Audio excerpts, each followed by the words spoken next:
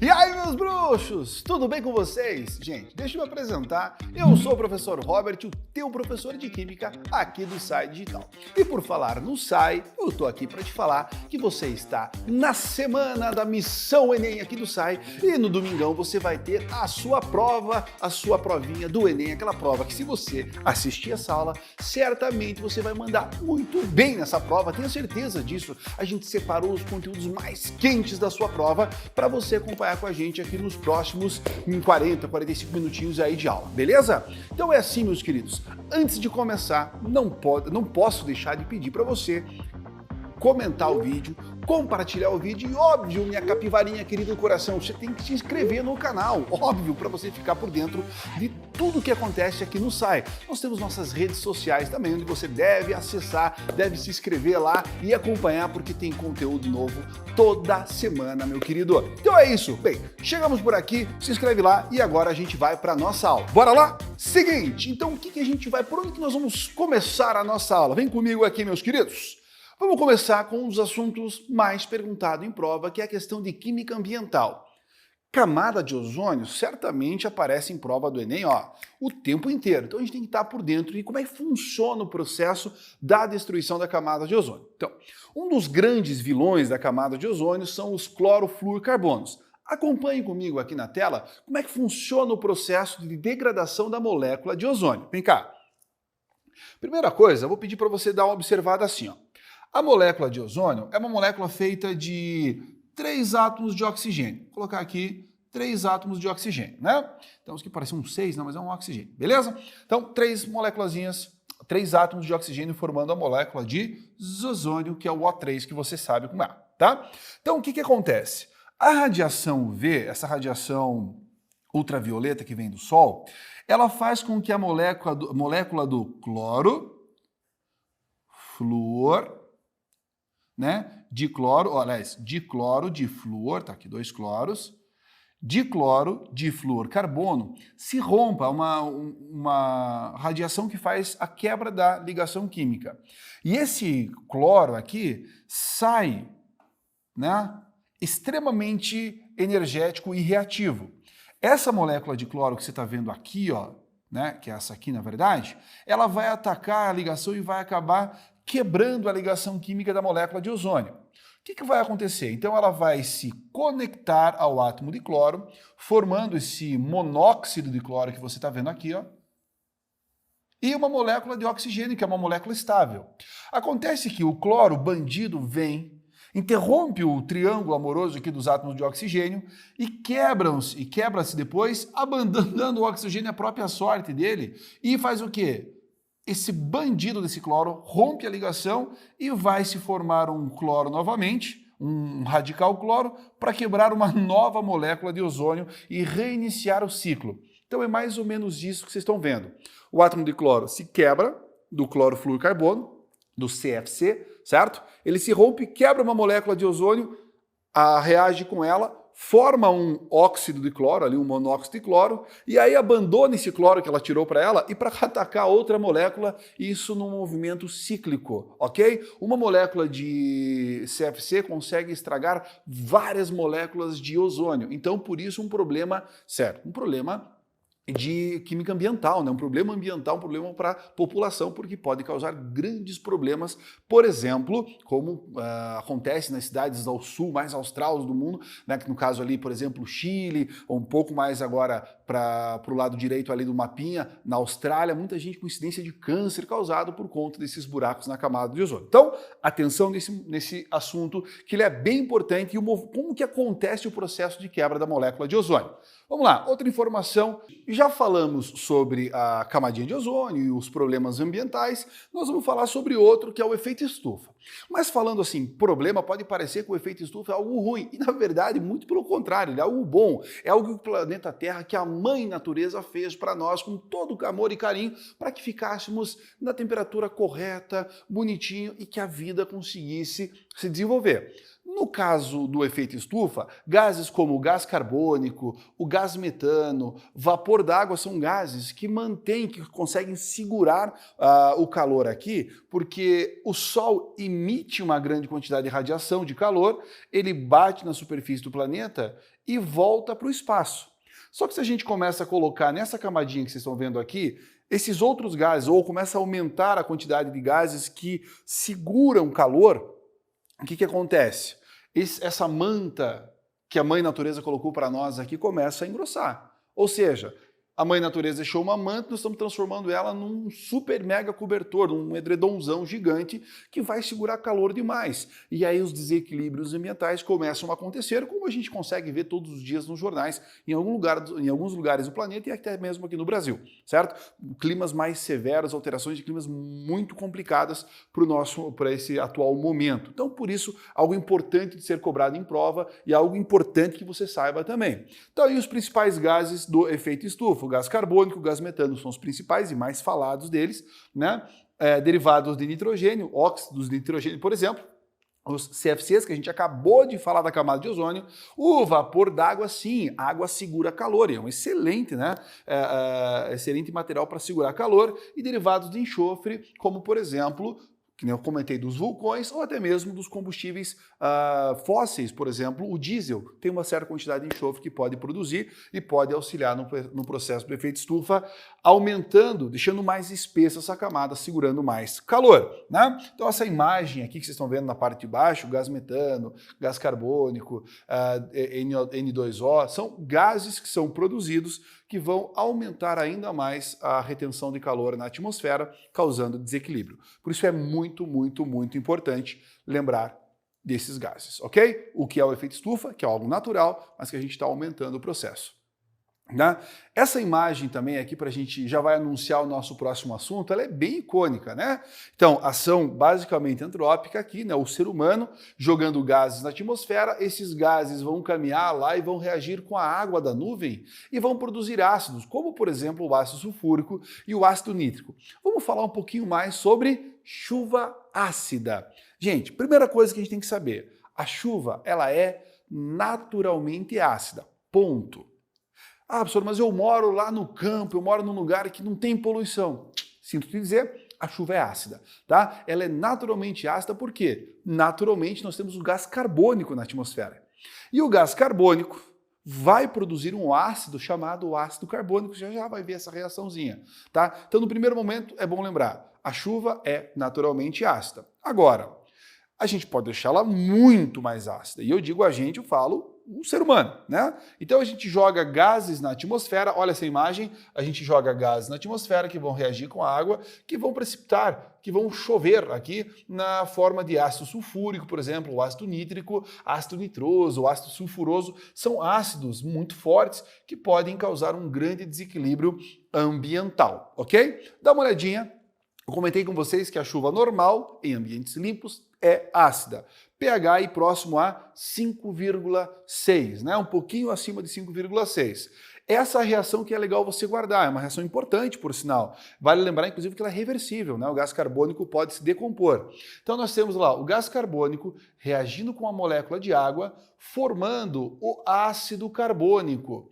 Deixa eu fazer um rabisco aqui para mostrar para vocês. O ácido carbônico, ó, vale a pena citar que essa reação é reversível. Opa, fiz uma bobeirinha aqui.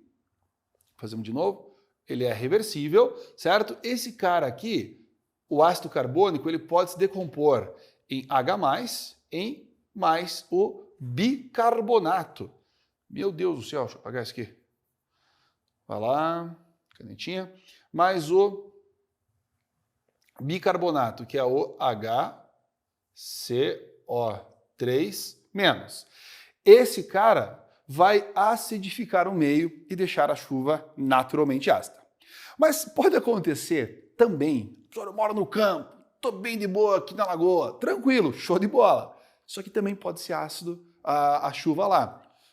Por ação, por exemplo, de raios que vão fazer com que o nitrogênio reaja com o oxigênio, formando o monóxido de nitrogênio. Agora, vem cá para mim, deixa eu falar um negócio olhando no teu olho.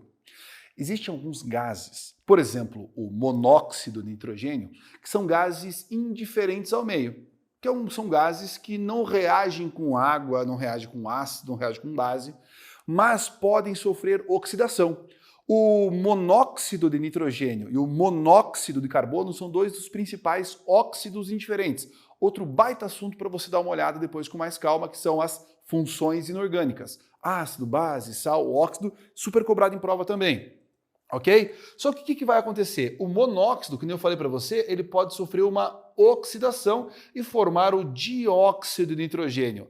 Agora, meu bruxo, essa molécula reage com água e forma ácido. Até por isso que ela é chamada de óxido ácido, porque ao reagir com água, forma um ácido. E aí, bicho, ó, ácido nítrico, ácido nitroso, dois ácidos extremamente importantes e perigosos, sensíveis para a natureza. Por isso, muito importante, fica de olho nesse cara aí. Agora, deixa eu comentar com vocês sobre cadê? Chuva ácida por poluição, que essa é a mais cobrada em prova. É isso aqui, ó. Por exemplo, com enxofre. O enxofre que sai, por exemplo, está lá no combustível do diesel do ônibus, por exemplo. Ele reage com o oxigênio e forma o SO2. Esse SO2 vai reagir com o oxigênio da atmosfera, formando o SO3. O SO3 vai reagir com a água da atmosfera, por exemplo, a água das nuvens, do vapor d'água que fica na atmosfera, e vai formar o ácido sulfúrico, baita ácido perigoso para nossa querida natureza. E aí sim, onde pega, diria o Camilo, não nasce mais cabelo. Perigosíssimo, pode queimar mesmo, pode acabar detonando florestas, destruindo lagos, vida marinha, toda a parte da biodiversidade pode acabar, inclusive nas cidades, com monumentos assim, pode acabar estragando bastante. Por exemplo, algumas consequências importantes, eu cito todas elas para vocês aqui, ó. Acidificação do solo, contaminação dos cursos de água, perda de biodiversidade, essa é muito importante e bastante observado no Enem, lentidão no desenvolvimento de vegetais. Pense comigo, no lugar que a gente depende, por exemplo, da agricultura para viver, ou se um vegetal ia demorar, por exemplo, lá um mês para crescer, vai demorar um mês e meio, 2, toda uma cadeia produtiva é atrapalhada e sim, muita gente pode ficar sem o alimento, por exemplo, que já parte do princípio que esse alimento vai chegar no tempo correto. Portanto, olho vivo nisso. Destruição de monumentos e obras civis, como eu comentei com vocês agora há pouco. Fechou? Muito bem. Senhoras e senhores, essa imagem, acho que ela é bem curiosa. Para quem bate o olho a primeira vez nela, fala assim, meu Deus, o que tem a ver um cabrito com um morango? Olha que loucura. A molécula que dá o cheiro do cabrito, chama o famosa ácido caproico ou hexanoico, ácido caproico dos caprinos, por isso caproico, e o sabor do morango são formadas pela mesma quantidade de átomos de carbono, hidrogênio e oxigênio.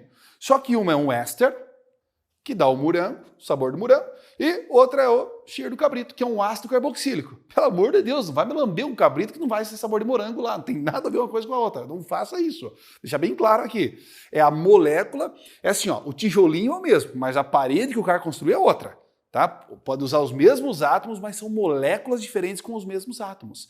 Isso é o que a gente estuda em, senhoras e senhores, isomeria. Isomeria, a palavra iso é igual, meros partes, então mesmas partes. E é isso que a gente vai ver. Lembrando que nós temos 3 tipos de isomeria. A plana, aquela que eu consigo diferenciar a molécula olhando ela planificada, e a isomeria espacial, que é aquela que eu preciso do espaço para observar a diferença entre elas.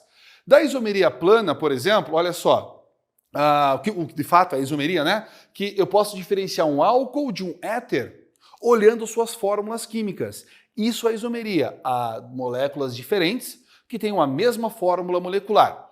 Eu vou mostrar um esquema para vocês aqui agora, que é um sistema de lógica, de perguntas e respostas, que você consegue acertar todas as questões de isomeria plana. Então, vem cá, ó.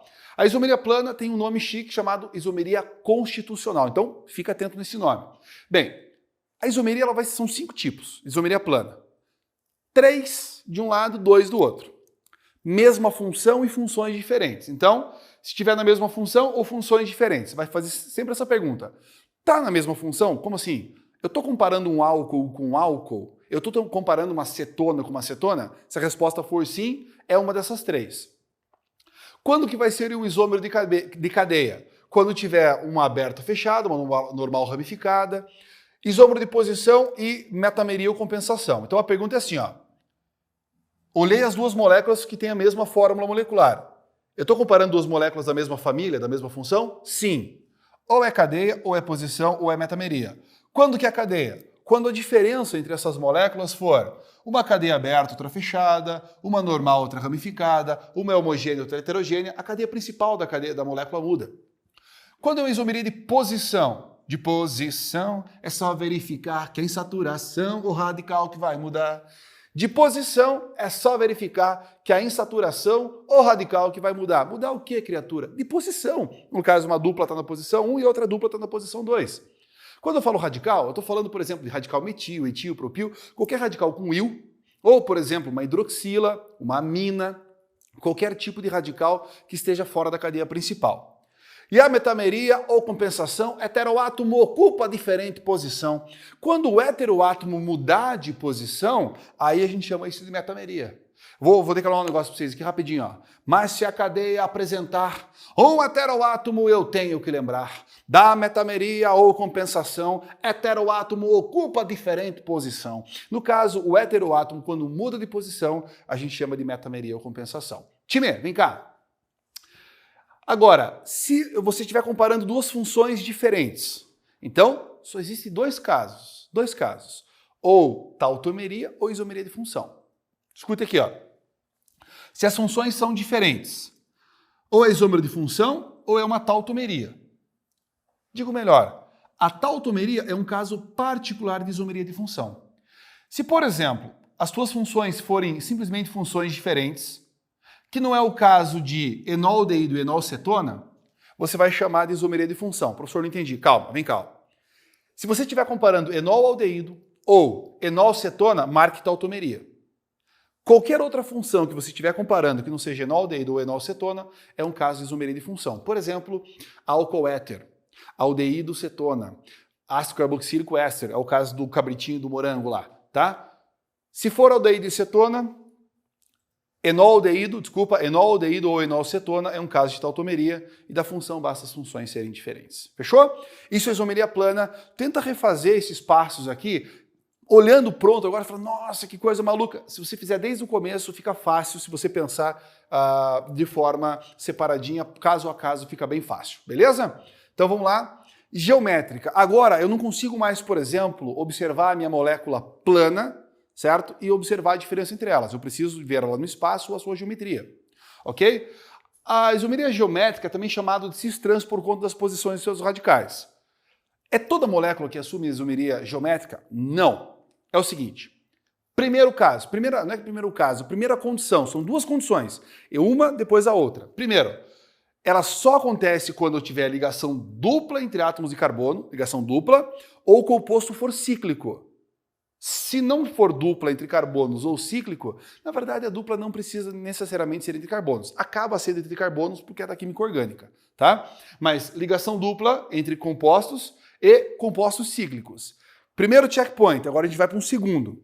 O segundo é o seguinte, radicais diferentes. Show, professor, não entendi nada. Então olha aqui, ó. Ligação dupla entre... Vou até marcar isso aqui, pelo amor de Jesus, nós vamos escrever juntos, troço. Ó. Ligação dupla entre átomos de carbono. Essa é a primeira condição. Aí você vai olhar os caras que estão ligados aqui. O R1 é diferente do R2? Ao mesmo tempo, o R3 é diferente do R4? Se a resposta for sim, essa molécula admite um isômero geométrico. Se for um composto cíclico...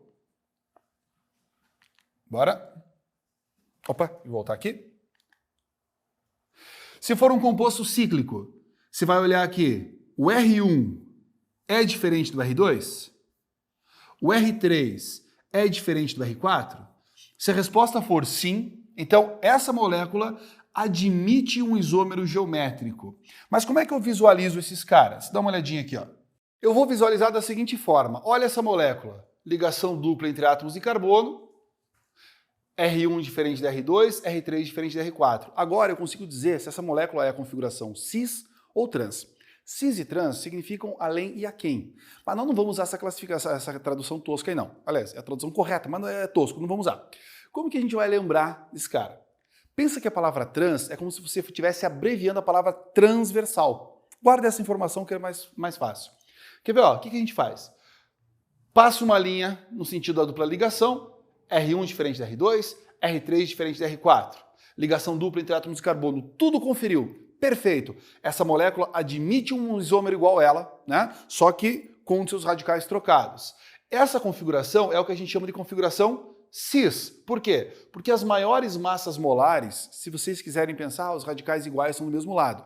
Eu gosto de falar as maiores massas molares porque às vezes esses radicais são diferentes. Um, tem dois carbonos, tá. As maiores massas molares, os braços mais pesadinhos, com mais carbono, com mais massa, estão do mesmo lado do plano. Então a gente chama de configuração cis. Agora, olha só, passei a linha no sentido do plano aqui, ó, cis, passei a linha no sentido da ligação dupla, cortei R1 diferente da R2, R3 diferente da R4. É exatamente igual a essa molécula, só que está invertido, ó. Aqui estava CH3H, agora está HCH3. Muda tudo. Muda a reatividade da molécula, muda propriedades físico-químicas dela importantes, tá? Agora que vem o esqueminha lá, ó. As maiores massas molares, ou se quiser usar também os hidrogênios, estão de lados opostos do plano. Um está para cima, um está para baixo. Pense na seguinte informação, eles estão transversais, ó. Transversal. Aí você tem a configuração trans. Fechou? Vou apagar aqui. Essa configuração é a configuração trans. Se for numa cadeia fechada, veja só. Veja lá, 1,2 de metil ciclopropano, R1 diferente da R2, R3 diferente da R4. Bora lá? Aqui, ó, essa molécula é isômera dessa. R1 diferente da R2, R3 diferente da R4. Tá? Olha só, as maiores massas molares estão de lados opostos, então é trans. Aqui eu passei a linha de corte. Os hidrogênios estão do mesmo lado do plano, ou, se você quiser, as maiores massas molares do lado de planos opostos. Então, esse aqui é a configuração cis. Do mesmo lado cis, de lados opostos, trans. Para terminar, aqui a parte de isomeria, a isomeria óptica. Como é que funciona? A luz vai passar por uma substância, a luz polarizada, vai passar por uma substância e vai sofrer um desvio de luz polarizada.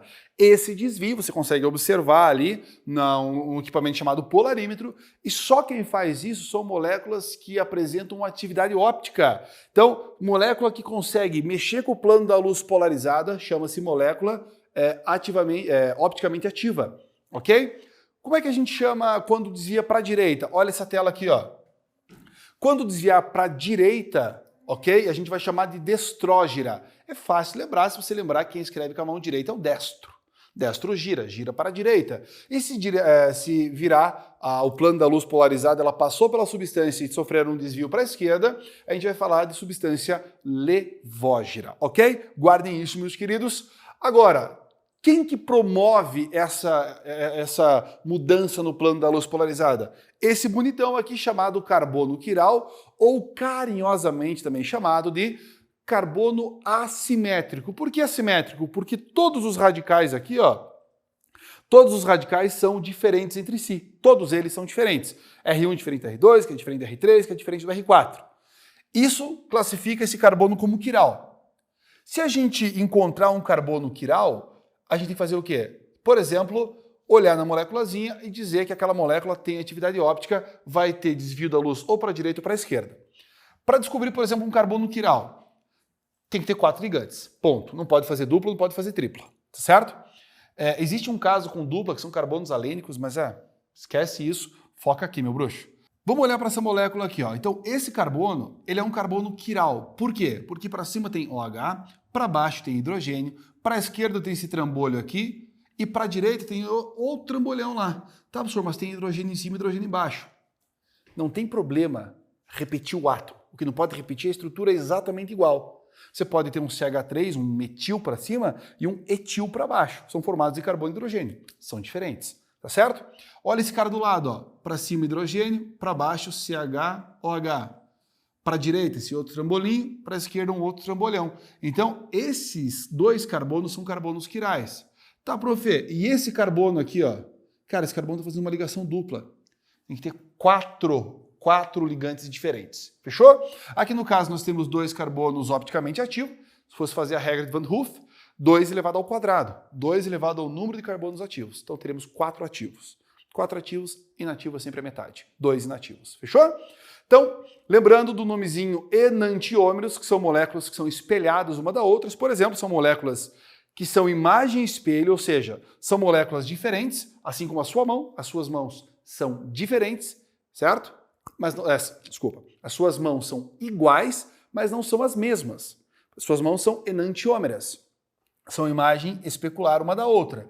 Tá, mas dá diferença isso? Poxa, imagina que você está tomando um medicamento, alguma coisa assim, que você tomou o enantiômero errado, ou seja, a molécula era para você tomar a molécula destrógera e você tomou a levógera, ou era para tomar a levógera e você usou a destrógera, por exemplo. O que vai acontecer? Por exemplo, imagina a tua enzima captando essa medicação.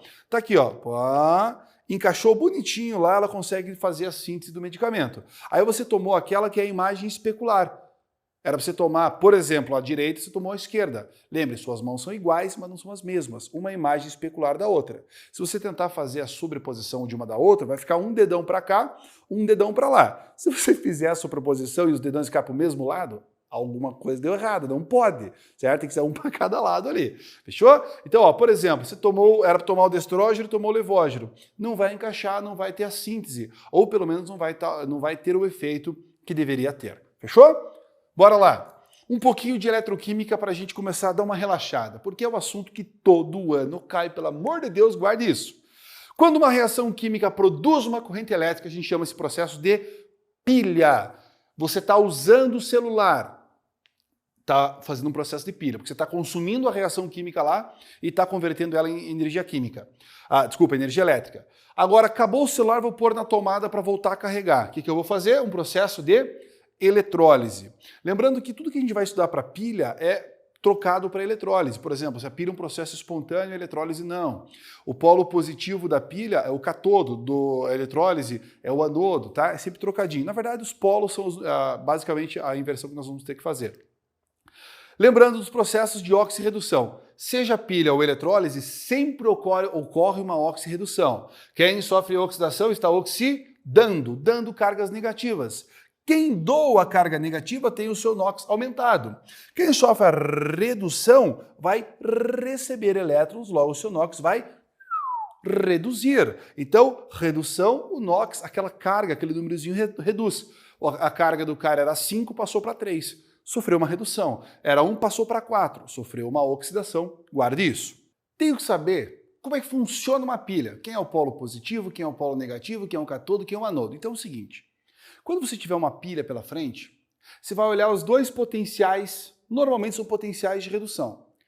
O maior número é o polo positivo e o menor número é o polo negativo. Basta descobrir isso aí. Lembra de uma pilha que você olha um polo positivo e um polo negativo? O polo positivo tem o maior potencial de redução e o polo negativo tem menor potencial de redução, logo o maior potencial de oxidação. Então você olhou a pilha, você fez lá, já olhou os potenciais e viu quem que é o polo positivo e quem que é o polo negativo. No caso de uma pilha entre zinco e cobre, o potencial de redução do zinco é menor. Então ele vai ser o polo negativo da minha pilha. Então ele vai ser o que a gente chama de anodo, ou eu chamo de anodo, o pessoal chama de ânodo, né? O pessoal que escreve certo, eu me refiro, certo? Então o ânodo é o polo negativo da pilha. O ânodo, que é o polo negativo, sofre um processo chamado oxidação.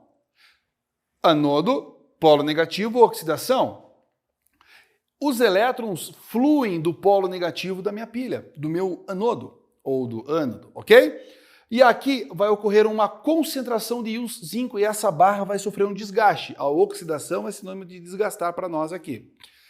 Agora, do lado de cá, o elétron vai chegar e vai começar a chamar o cobre da solução, lá porque ele vai ser o catodo, ou o cátodo. Cátodo é o cara que atrai os elétrons, cátodo, cátion, né? Polo positivo. O polo positivo atrai os elétrons, que vai puxar os íons para cima da minha barrinha, que vai fazer um aumento da sua massa. Se a massa do eletrodo vai aumentar, vai inchar, aqui a massa vai diminuir do eletrodo. Se aqui a massa está diminuindo, está concentrando e aqui está oxidando, se aqui a solução concentra, aqui ela dilui. Se aqui é uma oxidação, aqui ela reduz. Como que eu fiz isso? Primeira coisa, eu descobri o polo negativo, o ânodo. Quem que é? O de menor potencial de redução. O polo negativo é sempre o menor potencial, sempre o menor número de redução. Tá certo? Para guardar fácil isso aqui, ó, você vai fazer assim, ó. Vou te ensinar um funkzinho. Olha na tela aí, ó. Os anodo é negativo, o senhor está com erro de português, eu sei. Estou cantando funk, e funk normalmente tem, e é legal por ter erro de português, tá? Não enche o saco. Os anodo é negativo, tu vai ter que oxidar. Os elétrons vão embora, a solução vai concentrar. De novo, ó. Os anodo é negativo, tu vai ter que oxidar. Os elétrons vão embora e a solução vai concentrar. Vem para esse lado. Os elétrons que chegou com os cátions... Sai da frente aqui. Os elétrons que chegou com os cátions se agarrou. No cátodo positivo eu vi que a massa aumentou. Não esqueça. Fé em Deus, DJ. Todo funk tem isso, tá? Então, veja lá. Se lá a massa aumenta, aqui ela diminui. Se aqui concentra, ela dilui. Se aqui oxida, aqui reduz. É sempre um oposto ao outro. Olha a minha pilhazinha funcionando aqui, bonitinho, já sei que é o zinco, que é o polo negativo, o anodo, o cátodo. Mas vamos lá, para você lembrar. O anodo é negativo, tu vai ter que oxidar. Os elétrons vão embora. Olha os elétronzinhos indo para cá. A solução vai concentrar. Os elétrons que chegou com os cátions se agarrou. No cátodo positivo eu vi que a massa aumentou. De novo, ó. Aqui a massa aumenta, o eletrodo vai sofrer um desgaste, lá a massa diminui. Se aqui a solução concentra, do outro lado a solução dilui. Se um lado sofre oxidação, do outro lado sofre a redução. E para ficar legal, vamos fazer com som aqui, né? Tem um cara que sempre assim no baile funk, alguém fala, fé em Deus, DJ! E aí tem a musiquinha aí rolando, beleza? Ó, vamos lá. Os anodo é negativo, tu vai ter que oxidar. Os elétrons vão embora e a solução vai concentrar. Os elétrons que chegou com os cátions se agarrou. No cátodo positivo eu vi que a massa aumentou. Fé em Deus, DJ! Sempre termina e começa com fé em Deus ali, porque senão não funciona. Vamos começar a encerrar a nossa aulinha para o final, ok? Tranquilo? Vamos lá, um pouquinho de cálculo estequiométrico. Essa é a teoria do cálculo estequiométrico. Primeiro mandamento.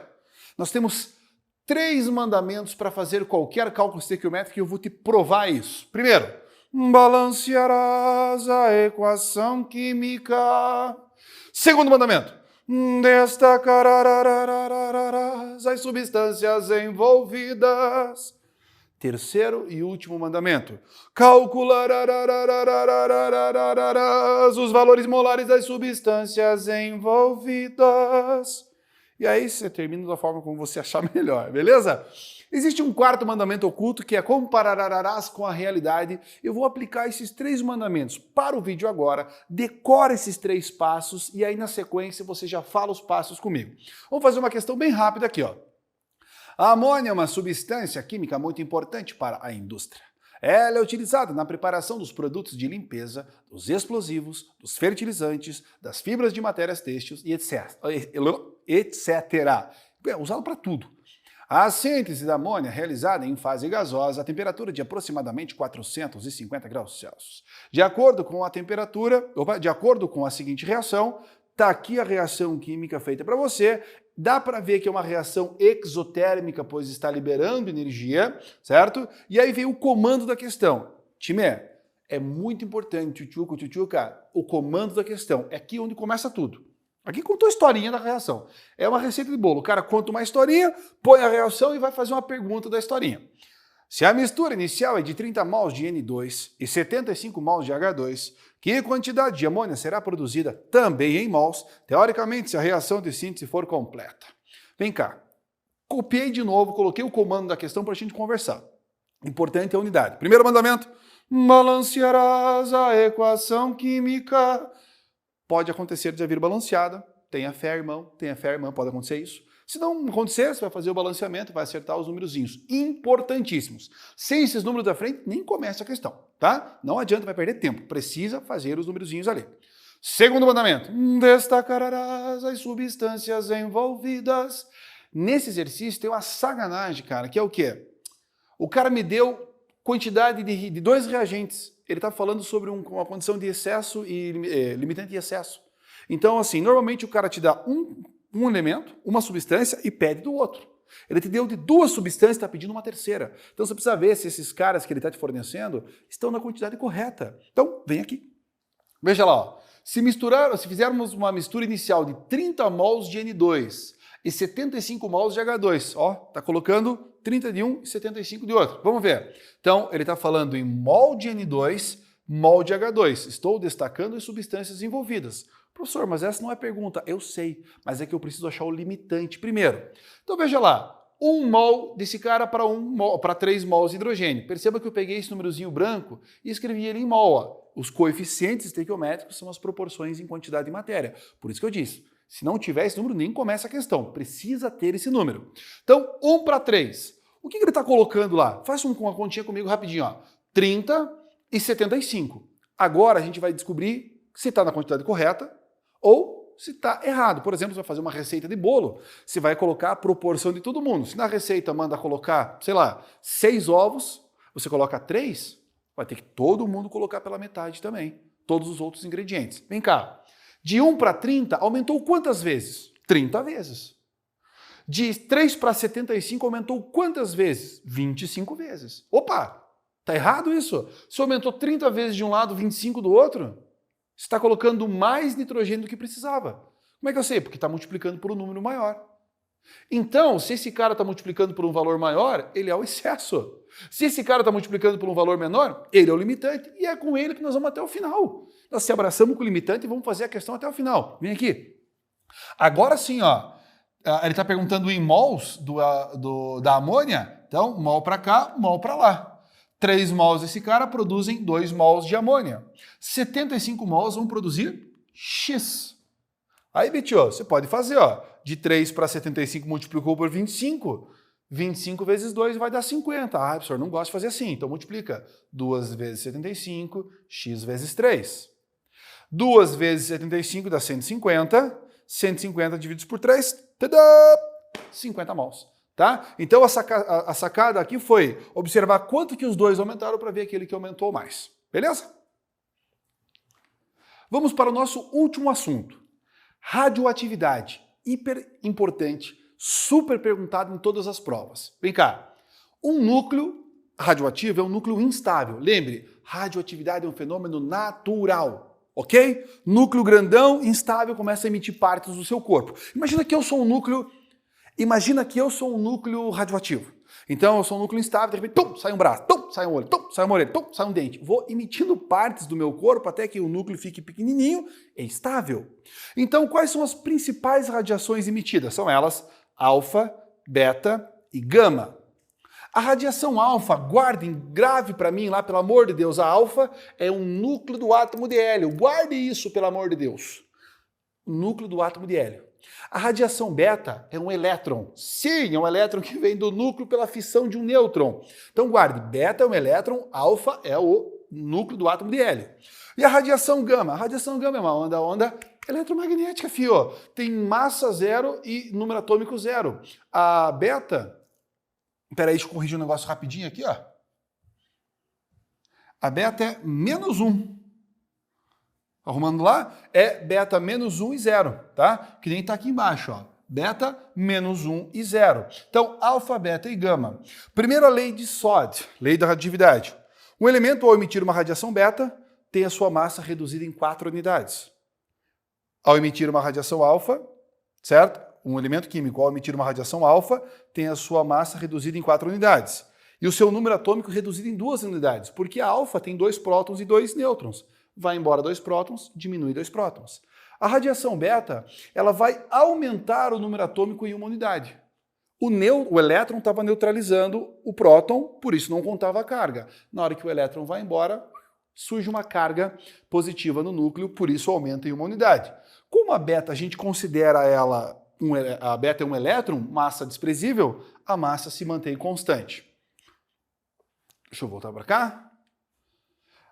Poder de penetração dessas partículas. A radiação alfa, que é o núcleo do átomo de hélio, tem baixo poder de penetração, alto grau de ionização. Se pegar na pele pode causar câncer, mas não consegue passar, por exemplo, uma folhazinha de papel. Uma roupa já serviria para protegê-lo. A radiação beta, mais energética, para barrar uma radiação beta, para ela eu preciso de uma placa metálica ou uma madeira bem densa. Já a radiação gama, Jesus amado, isso aqui onde pega também não nasce mais cabelo, bicho. Sai uma radiação extremamente energética e para você bloquear ela precisa de um blocão de concreto, cimento, chumbo bem largo para evitar que a radiação alfa consiga ultrapassar, beleza? Para finalizar a nossa brincadeirinha, meus queridos, período de semidesintegração ou meia-vida é o tempo necessário para que uma quantidade de uma amostra radioativa seja reduzida à metade. Imagina que você tem um bastão de iodo radioativo. Então passou um certo tempo, letra P ou T meio, tanto faz, tá? É o tempo que demora para desintegrar a metade. Então se eu tinha 100, eu passo a ter 50. Passa o mesmo tempo, de 50 passa para ser 25. Passa o mesmo tempo, passa a ser 12,5. Passa o mesmo tempo, passa a ser 6,25 e assim sucessivamente. A cada intervalo fixo de tempo, a amostra cai pela metade. Então, se você gerar, ó, bonitão já esse gráfico aqui, ó, que já fica aí na prova de matemática também, criatura. Olha, química e matemática cruzando aqui mais uma vez. Hiper importante, esse é o gráfico de decaimento radioativo. Tempo de meia-vida, o tempo que demora para desintegrar a metade. Queridos, para finalizar, voltamos. Para finalizar, fissão nuclear é a bomba atômica. São as usinas termonucleares que a gente usa para obter energia, ok? Para fazer bomba, pro lado ruim, por exemplo, mas também tem pro lado bom. É assim que funcionam as usinas termonucleares. São usados por fissão nuclear, não deixe ninguém te enganar. É um núcleo grandão que é colidido com um nêutron, então você atira um nêutron contra esse núcleo, ele vai ficar instável e vai se quebrar em dois núcleos menores, liberando estatisticamente entre 2 e 3 nêutrons, que vão acertar novos núcleos e continuar a reação que a gente chama carinhosamente de reação em cadeia. Então o nêutron acerta o núcleo, parte em dois núcleos menores, liberando uma grande quantidade de energia. Esses 3 nêutrons aqui, ó, vão colidir com novos 3 núcleos, que vão dividir em núcleos menores, que vão liberar agora 9 nêutrons, e assim sucessivamente no que a gente carinhosamente chama de reação em cadeia. Isso é bem importante, é bem característico da fissão nuclear. Já a fusão nuclear, e é o nosso último slide aqui, meus queridos, é a união de núcleos pequenos em núcleo grandão. Então você pega 2 núcleos pequenininhos e junta no núcleo grandão. União de núcleos pequenos. A fissão é a quebra do núcleo grande em núcleos menores. Por exemplo, energia de ativação gigantesca. Para você fazer esses núcleos grudar um no outro, a energia necessária são de 2 bombas atômicas, meu irmãozinho.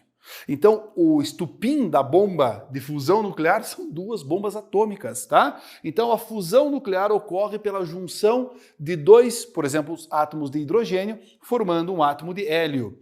A energia liberada é milhares de vezes maior que a energia da fissão nuclear. Fissão nuclear, bomba atômica. Fusão nuclear, sol, bruxo. Tá? Então, aqui, ó, energia imensamente maior do que a energia de fissão nuclear. Fissão, quebra do núcleo. Fusão, junção de 2 núcleos e libera muito mais energia. Fechou? É isso aí, meus queridíssimos. Muito obrigado pela sua atenção. Você ficou até aqui. Eu só tenho a agradecer. Espero de verdade que você tenha uma excelente prova, que você tenha muito sucesso. E fica grudadinho, durante a semana nós vamos ter várias aulas te preparando para a prova do Enem. E eu tenho certeza que se você acompanhar essas aulas durante a semana, não tem como dar errado, meu querido ano. Minha querida, eu estou contando com você, espero que você faça uma excelente prova. Não esqueça de nos seguir nas redes sociais, de compartilhar, comentar, curtir o nosso vídeo, que isso faz uma grande diferença para nós. Deixa seu comentário aí, fala assim, poxa, ficou legal essa parte aqui, seria legal fazer outra coisa ali. Então é bem importante essa sua participação, sua interação com a gente. Muito obrigado, eu vou ficando por aqui e a gente se vê numa próxima. Tchau! E aí galera, beleza? Professor Lúcio Skywalker aqui com você. Seguinte, tem um convite muito especial para fazer. Domingo às 20 horas vai rolar o Gabarito ao Vivo do Missão Enem.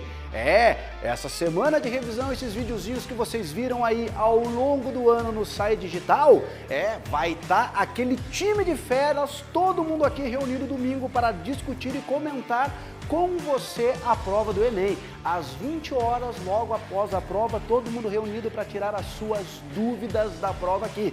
Então não esqueça, domingo, 20 horas, Gabarito ao Vivo, Missão Enem do site digital, lá no nosso canal do YouTube. Espero vocês, hein?